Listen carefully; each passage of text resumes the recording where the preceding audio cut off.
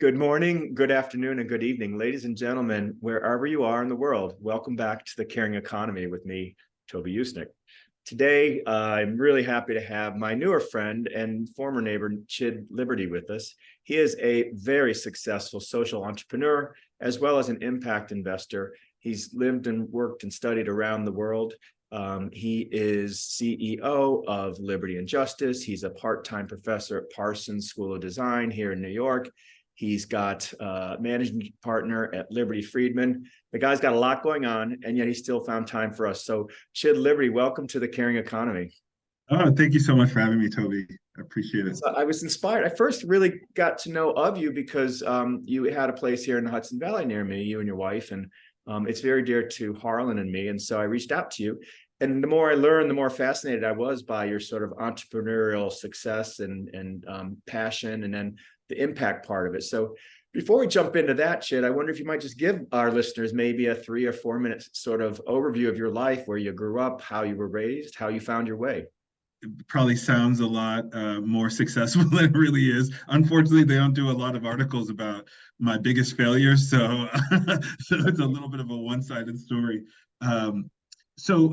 Just quickly, I was born in Monrovia, Liberia, in 1979, so right before the coup in 1980 in Liberia, but after the Rice Riot. And so my middle name Montegar actually means like riot man, because the Rice Riot and the protests that really preceded the coup d'etat was really right at the time that I was born. And so I was kind of born into a very controversial moment in time in Liberia, and sort of an end of the old order, and a beginning of then what was a military dictatorship, and so on. So my family was definitely, part of the old order, 100%. My grandfather was a pretty senior senator who had passed away, just after I was born. And my dad, though he had come to the United States to go to school at Stanford in the 60s,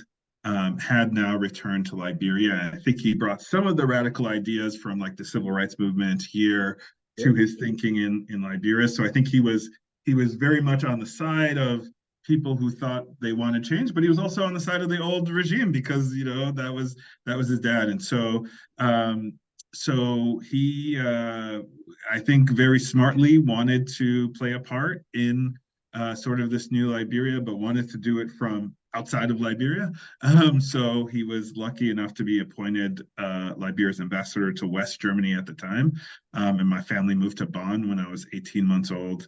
Wow. I spent 4 years and change in Bonn, started my first school there, kind of grew up speaking more Liberian English and German at the same time. And then after about 5 years, my dad got in trouble with President Doe. When President Doe lost the election, he started putting all of his opponents in jail. Like, he put Ellen Johnson Sirleaf in jail because she wouldn't take her Senate seat because she thought the election was rigged. And Doe felt that all these people were plotting against him, so he recalled my dad. My dad got word that he was probably going to be jailed or killed, and he decided, we'll probably just go to Palo Alto instead. So very Sound of Music like. We had, tickets to Nigeria, tickets to DC, tickets to San Francisco, and you couldn't really tell which one we were going to get on until the last minute. Wow. And we kind of escaped from Germany, even though it was the Liberians that we were escaping from, and basically came to the U.S. as refugees. Luckily, my brother and sister had been born while my parents were at Stanford, and so they were citizens and able to eventually petition for all of us to become residents and then citizens. So and my dad taught at Stanford now, African history, which was really his area of expertise. Mm-hmm. And then he spent a couple of years there, and then a couple of years and then he moved to teaching at Marquette in Milwaukee, Wisconsin. So I moved to Milwaukee and spent all of my time up until college in Milwaukee. And really, that's when I think I started playing around with entrepreneurship. Started first company when I was 16. Was lucky enough to sell it when I was 19. Not a big sale by any stretch of the means, but for a kid that age, it was kind of a cool amount of money, and just have been doing other cool entrepreneurial projects ever since. So are you what they call a cheesehead? I have had periods of extreme Green Bay Packer fanhood, so, so maybe. How do you, I think I know the answer because it's not dissimilar from my own, but how do you define yourself? Are you West African? Are you German? Are you American? Does it depend on where you are? Yeah, I think it's very dependent, but I would say I'm very much Liberian. I don't think I can run away from that in any way, and I'm very much American, and so I don't think I can run away from that in any way. But it's always fun to hang out with German people and kind of surprise them with a little bit of German or you know. Be in other places. Even we consider Ghana to be one of our homes. We consider, you know, Morocco one of our spiritual homes, and so we kind of love always surprising people with our, you know, intimate knowledge of the place that they're from, and they're like, "Wow, we weren't expecting that." I love that. I love that. Do you well, let me ask you quickly, are your siblings also in the States now, or did they go elsewhere? Yeah, almost all of my, I guess all of my siblings are in the US. Okay. Yeah, And yeah. what about your mom? Where was she in all this life-changing movement? Right with us everywhere, and she's basically stayed put in Wisconsin since we landed there, and that's what she lives in Madison right now. Okay. Yeah, She was a force in your life as well as your father, I guess. Yes. yeah. I mean, my mom probably, you know, the mega force in my life. I was a total mama's boy, and I think a lot of our work really centers around a lot of my work, and I think, you know, Georgie, my wife, and my family really centers around faith, and that 100% comes from my mom, and I think the religious traditions that she's kind of passed down to us, which I think comes from a very you know, Black church perspective from American South to Liberia. So yeah, so she was a remarkable had a remarkable impact on me, and I think is one of those people who you know, people joke that you kind of, you know, find somebody who is like your parent, and yeah, Georgie is like so much my mom in spirit in terms of her faith and her ability to light up a room and her way of engaging with people, and so yeah, I think no matter what, you know, we get my mom's spirit almost everywhere I am right Good now, for either you. through me, through Georgie. Yeah. Same. I Yeah. mean, Harlan, my husband and I were both raised for long periods by single moms with large broods. And so Yeah, a perfect way to celebrate mid-month now that recording in the middle of Women's History Month. So 100%. mom, Yeah. And she, my grandma, who's just an amazing force too, yeah, are just huge impacts on why I decided to work specifically with women. so tell us a little bit about, why don't you set the stage first, if you would, Chid, on sort of the businesses and organizations you started, and then maybe we can look at each one and understand the input or the impetus for them and where they went. Yeah. I mean, I would just say, like, kind of starting my career in social entrepreneurship. You know, I'd been working in the Bay Area for a tech company that had a real social purpose in that we were helping people achieve, or usually a family caregiver take care of a person within their family who was either sick because of aging, a veteran, a children and families, and so I was really interested in this idea of, like, wow, we can, you know, both make a lot of money and deliver something that's good for the world, which had been sort of my um, almost innate understanding of capitalism from the beginning. I don't really buy into the story of everybody else's version of capitalism, and but after doing about 3.5 years of that, like a typical sort of Gen X millennial borderline person, I was like, all right, that's done. And I really had this calling to go back to Liberia, and specifically to work with women in Liberia. After the war, there was an 80% poverty rate in Liberia, an 84% formal unemployment rate. And I thought that I could take all these skills that I had sort of acquired working in Silicon Valley and you know, raise capital and help to drive capital and resources to Africa, and then not just drive them there, I think, like a charity, but also send something of value back. And so ended up with a really great childhood friend launching Liberty and Justice, the factory, which was the first fair trade certified factory in Africa, 49% owned by the women that worked there, exporting to the US under the African Growth and Opportunity Act. Really wonderful time and wonderful experience, great sort of first real social entrepreneurship project for me.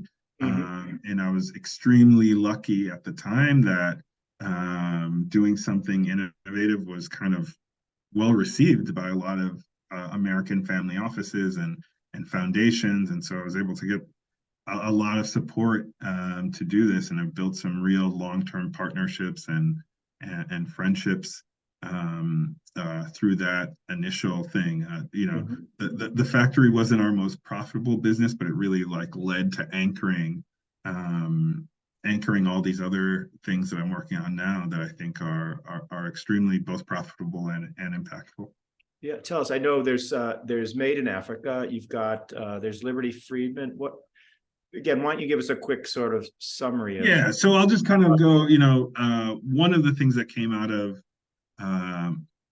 Liberty and Justice was the fact that families would kind of come to me and they'd be like, they'd come and visit the factory, and they were just like, wow, they'd never expected to see something like this in Liberia, and everybody was in uniform, and it just looked like a really well-run thing. But of course, they'd seen it with their own eyes. But of course, when they go back and talk to their financial advisor or whoever in their family office and say, hey, I'm thinking about investing in a factory, in a fair trade factory in Liberia, people would be like, what are you talking about? Are you insane? Like, you might as well just throw your money, off the Golden Gate Bridge. Like, why are we even having this discussion?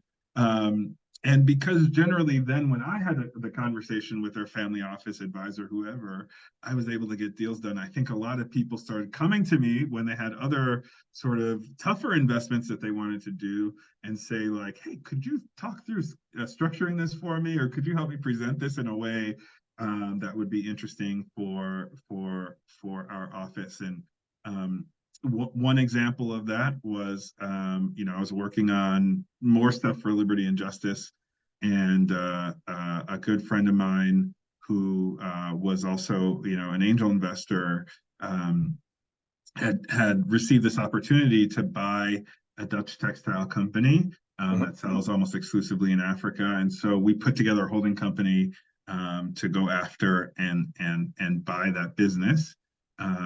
Unfortunately, that deal never closed. We never actually acquired the business. There's a lot of press about it in like the Dutch Financial Times and stuff like that, but at the last moment they opted to sell to somebody else. But we kind of had set up this vehicle, had a lot of celebrity support from Hollywood, from the music industry. We have an Oscar winner and a Grammy winner in the cap table. And so we've just kind of kept it Made in Africa as a permanent investment vehicle, sort of looking at really amazing projects coming out of Africa. And then sort of within that, also at the time, very similar story where another great friend wanted to formalize her impact investing and wanted to do more. And one day she approached me about launching a partnership, and we decided to eventually launch a firm, Liberty Friedman, which was how we bought even the property upstate. Annie was our partner in that. And yeah, we have now turned that into a pretty successful fund manager, given that we've had a couple, really successful exit, including the one to a really large international hotel group that will remain unnamed until they put out their own press release. Which is it. One can Google it and find it. But yeah, and you're sort of on the vanguard. There have been a lot of these international firms coming up this way, from the Soho Group to Senses and so forth. So absolutely, absolutely. Yeah. Matt, you and Annie and your wife did Liberty Friedman and continue to do that. And then what are there other things then you're spinning off, or one thing No, leads to really, Liberty Friedman is probably the vehicle that we're doing a lot out of. And I'll say kind of like the last thing is Liberty and Justice, the actual brand, which Mhm. is launching next month at Target, initially in swimwear, cover-ups, beachwear, nationally, premiering at Miami Swim Week in July.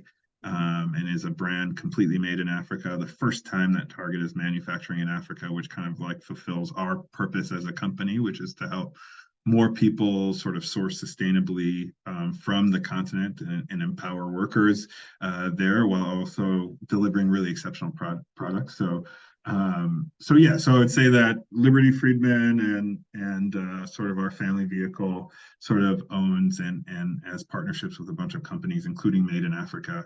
Yeah. And one of the brands everybody's going to get to see and touch in a little while is Liberty and Justice, the brand.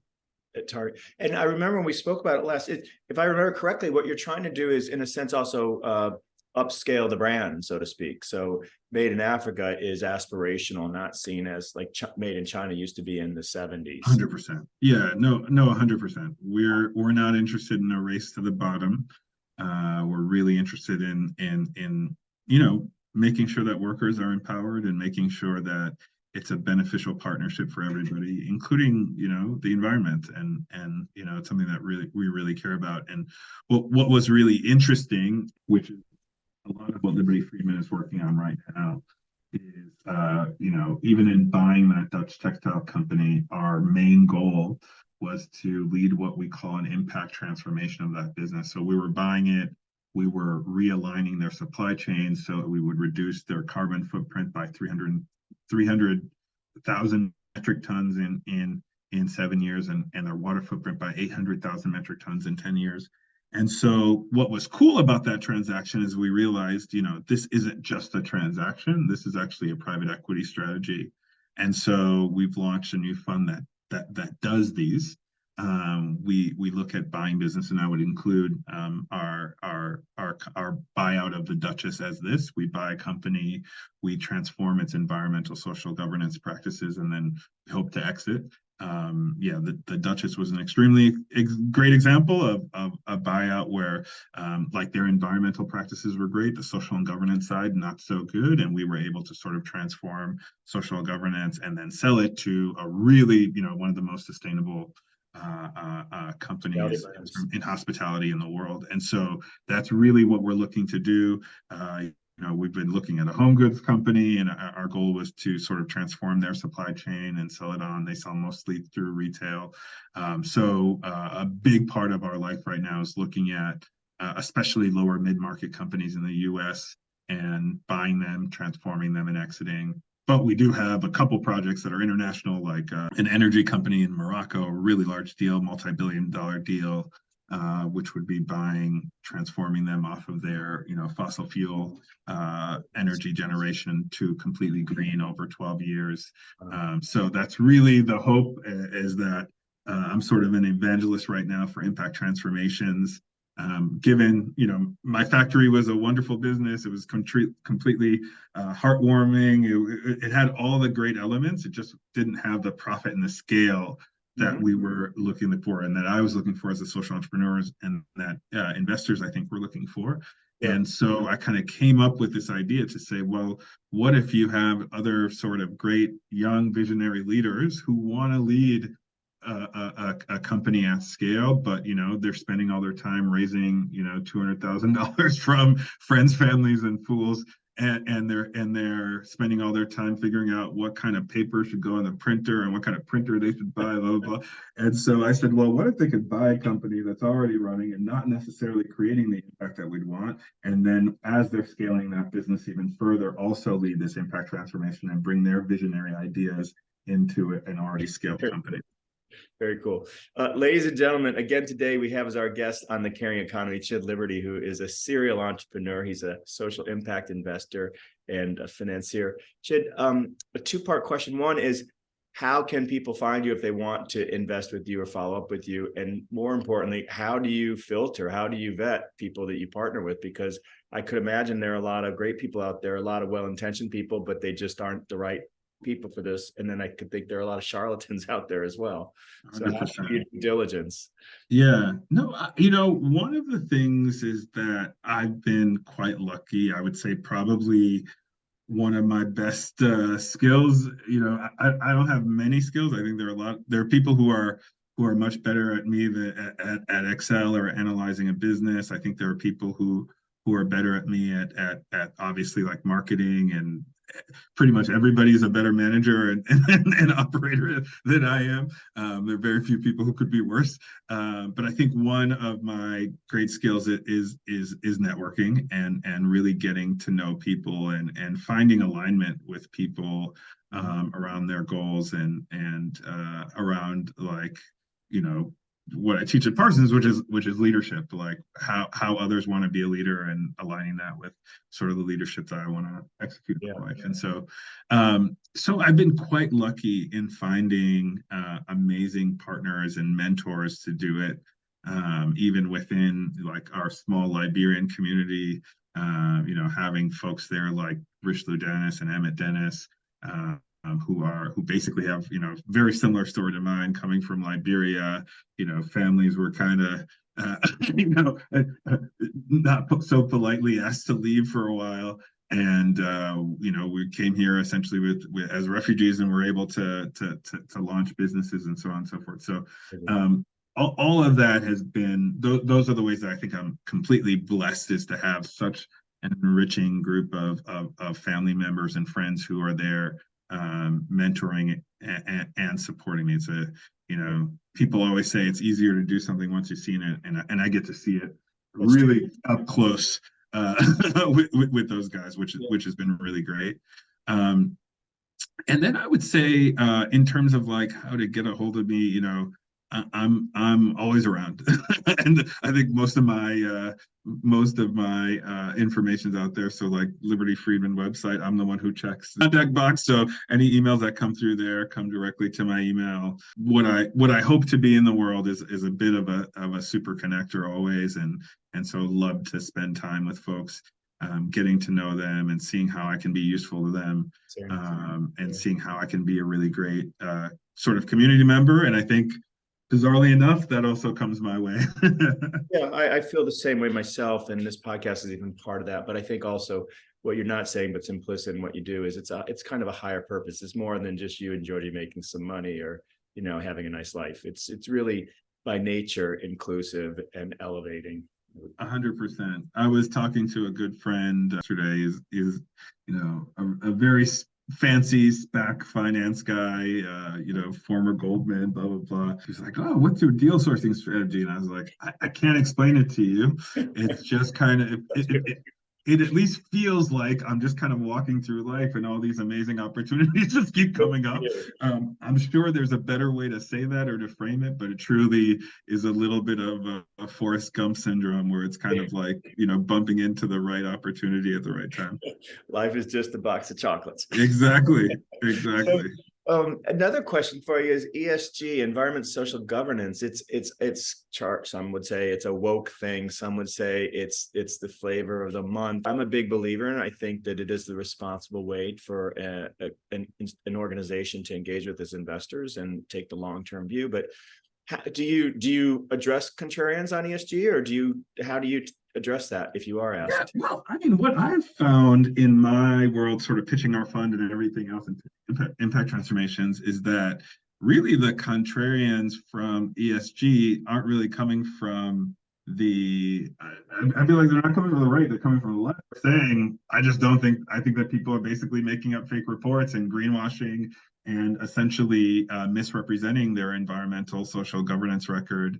And so that has been tough. So what we usually ratchet is that we actually do, with our impact transformation, sort of look through environmental, social governance lens, but then we also look through an SDG lens, so the Sustainable Development Goals. And I think as on an aggregate level, we're trying to really have impact on three of the goals. Number one, of course, is carbon and decarbonization. Number two is, I should say, climate, I think is the actual goal. Number two is gender equity. And so in everything that we're looking at how we can have more women on boards of our companies, how we can have more women in senior leadership roles, how we can have, workforces that are good for working women and working mothers. And then on the third one is partnership for the goals. One of the best experiences I had in my life was putting the U.S. Development Finance Corporation on the phone with 6 or 7 hedge funds, and the DFC was wondering, like, why do you guys want to do this deal? Like, we don't get why you want to do this deal. Like, we've tried to get you guys involved in all these cool things we're doing for years. And their answer was just like, oh, we think Chid and Kojo put together a really cool deal. And like, we do have ESG standards, but we're definitely finance first investors. And these guys put together something that we would absolutely want to do. And so to us, partnership is the way that we can get there. If we can unlock the trillions of dollars that are in the capital markets versus just what we're doing on the donor and giving side, I think that we actually have a chance at bending the moral arc of history, towards justice. And so that's really what we're trying to accomplish. And we see that both through an ESG and then through an SDG lens. Yeah, I think any great challenge has to have collaborations. You can't rely on government or civil society 100%. corporations. With that said, can you riff with me a little bit on the concept of governance and transparency? You come from a continent which is not always known for that, and our own Yes. suspect now in terms of who's doing what, the decisions they're making. There's conspiracy theories all day long coming up from all over. People will debate the SVB debacle until the cows come home, I'm sure, but there is something to be said for regulation and oversight, and that's the G in the ESG that I think is so important. But how do you navigate through this world right now as it becomes, I think, in some ways more opaque than transparent? Yeah, I mean, to your point, I think that governance is always the key piece of keeping, especially charismatic leaders, as we've seen with FTX and all of the other, WeWork. I think in every one of those examples, you had a dysfunctional board, if there was a board at all. And so I think governance is one of the most important things that we have to sort of make sure that businesses truly are ethical and fulfill their responsibilities to our broader society. That being said, I think we also have to understand that things are going to go very wrong sometimes. And so when a referee makes a bad call in a soccer match or in a basketball game, we don't say that's it with basketball or that's it with soccer. And I think we kind of have this impulse to say, well, that's it with capitalism. I said, no. That is like the whole point that we have a rule book and we have referees is because there is a game that we're playing here. And when we think that the game no longer makes sense, when we thought that that we needed to put something around the rim and somebody couldn't stand there for more than 3 seconds, or the game's just not going to be fair anymore, we made a new rule and said that you can't do that anymore. When we said, when we saw goalies getting punished, we said, listen, you can't run into the goalie anymore. That's just not going to work in this game.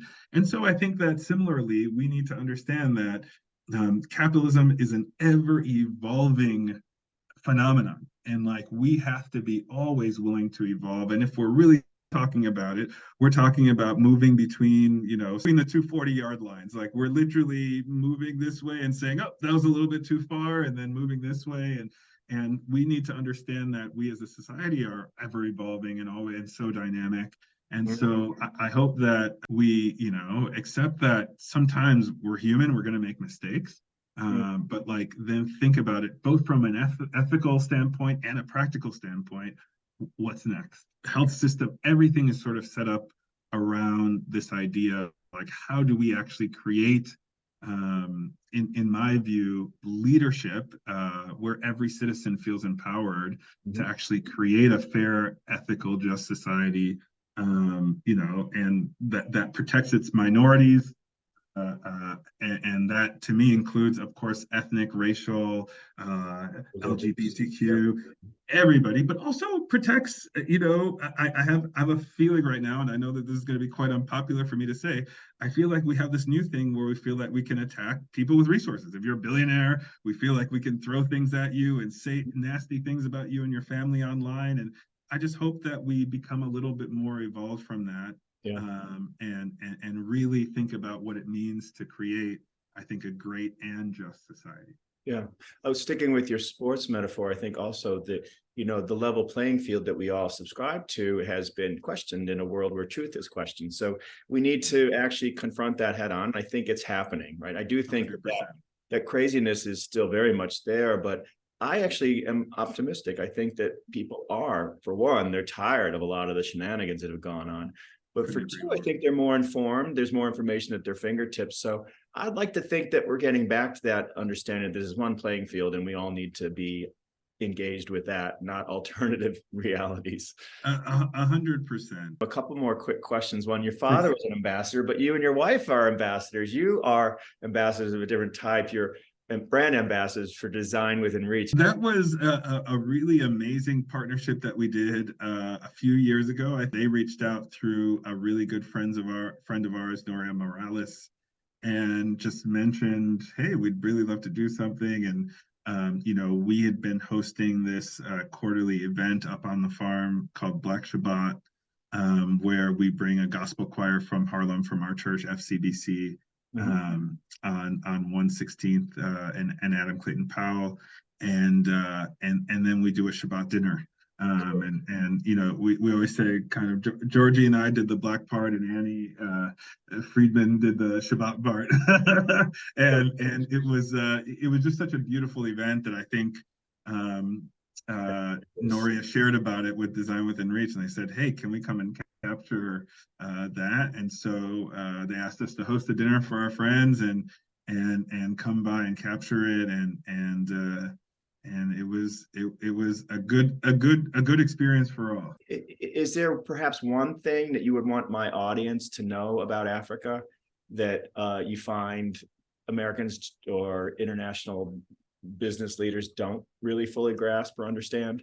I know it's very unfair to try and reduce it to one sort of thing, but listen, like right now, even what we're doing with Target, a big part of our reason for being is actually showing people, I think, a view of Africa that they don't get to see. Like most people don't know that every December we all go back to Africa and have one of the best times and the best beach parties. I mean, forget the Hamptons. This will make you give up your Hamptons house next year. This is the best beach party in the world. I mean, it's literally the coolest thing I've ever seen.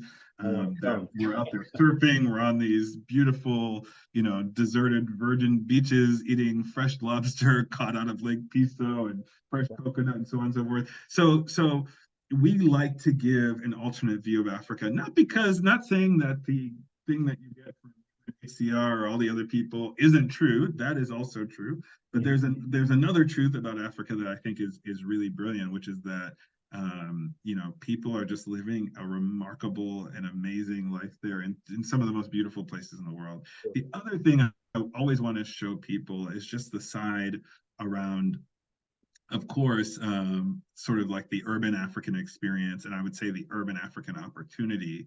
And like any opportunity, there's also a problem attached to the other end, which is that, we have so many young Africans that are talented, smart, tech savvy, cool, they understand culture. And we as a world need to do everything we can to invest in those people and to have them completely have opportunities for work, for entrepreneurship, and so on and so forth. Because we saw what happened with the Arab Spring when you get a lot of really talented people together and they have no hope and no opportunity. Yeah. So our hope is to show people, number one, as much as we talk badly about African infrastructure, some of the best cities in the world. I mean, Cape Town to me is one of the best cities in the world, is African. Of course, so many in North Africa, but even in some of the cities that we think of as challenged, like Lagos, I mean, Lagos is a powerful city, tens of millions of people with a ton of energy. You think New York is popping, like wait till you go out in Lagos for a night or two. And so my hope is always to show people that it is complex. If I Yeah. only told you the story about America from the point of view of a Native American reservation, or from the point of view of the slums of Chicago or Detroit, it would give you a really warped idea of what this place Yes. is. So we hope to always show that like this is a complex place that has such complex tastes and amazing wine. And every time I think I've found the thing, there's another thing, whether it's art, wine, culture, music. Yeah, for It's sure. just, Yeah. out of this world. So that's my not so quick one thing. I would love a December invitation to your beach party. That sounds super 100, fun. you are absolutely invited. Bring your families. We love to host people. It's literally the thing that recharges us for the Oh, entire sounds year. great. You know, when you're talking about Nigeria, I'm just reminded, I only learned a few years ago, we've all heard of Hollywood, we've heard of Bollywood in India, but then there's Nollywood, which I think is the third largest television and film industry in the world. It really is. It absolutely is. And again, the storytelling and the filmmaking, I'm thinking about King of Boys. My wife really loves Nigerian movies, but King of Boys, shot by our friends Remy and Kemi Adetiba. Amazing storytelling, amazing cinematography. Wow. There's this wonderful young guy. I'm mixing his name up with somebody else right now, but he made this amazing film called I think The Night of Kings in English, like La Nuit de la Roy or something like that. And it is just phenomenal storytelling, amazing script out of Cote d'Ivoire. So yes, African filmmaking is another big secret, of course, led by the motherland of Nigeria, but there are others too. Burkina Well, we're gonna Faso, have to do a Ivory part Coast. two, and come back and maybe do a travel log with you. Oh, You're already who I want to meet as well. I would love to. Yes, and Um, Georgie is such a great resource for that. I'm sure you're a dynamic duo, but I'm respectful of your time. So, Chid Liberty, one last question for you. Words of wisdom, pearls of wisdom that you've gleaned in your life. What would you say to either a young person starting out in her or their career, or maybe someone who's mid-career or later trying to find sort of a higher purpose career move?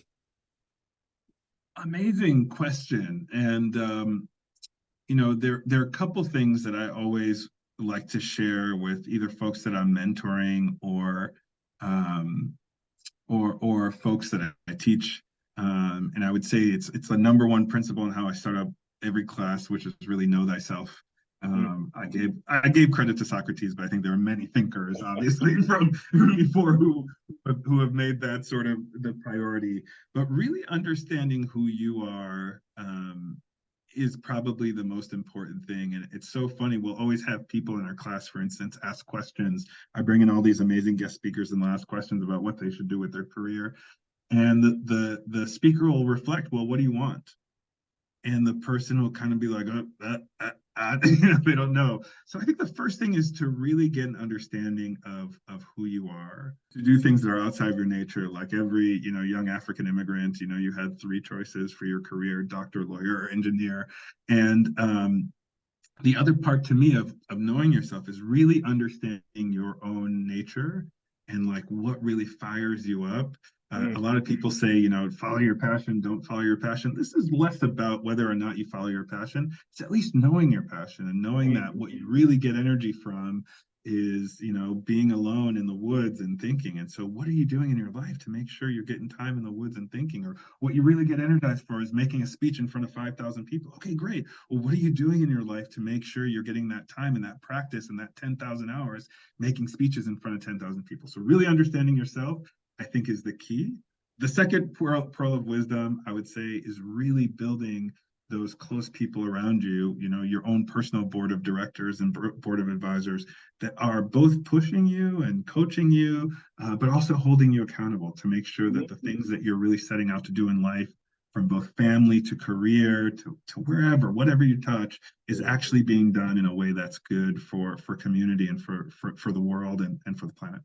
That's great advice. I give similar advice around what I call a sounding board, like build your sounding board and let people know that they are part of your sounding board. 100%. Igniting them, but 100%. And people love it. I mean, people truly love it. Chid Liberty, thank you so much for joining us today. Again, serial entrepreneur, social impact, and investor. I hope you'll come back. I do want to hear more about the Africa experiences and your successes. So thank you so much. My absolute pleasure, Toby. Thank you for having me.